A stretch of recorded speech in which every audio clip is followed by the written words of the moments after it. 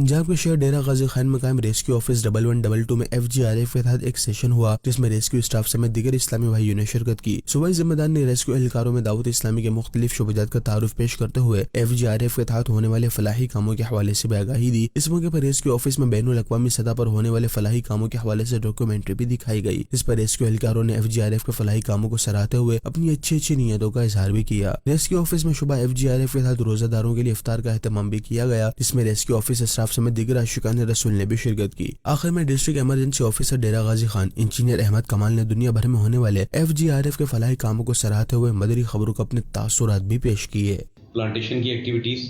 اور اس کے علاوہ فلڈ رسپانس کے اندر FGRF کا بڑا اچھا تعاون رہا، اسپیشلی اس حوالے سے کہ یہ لوگ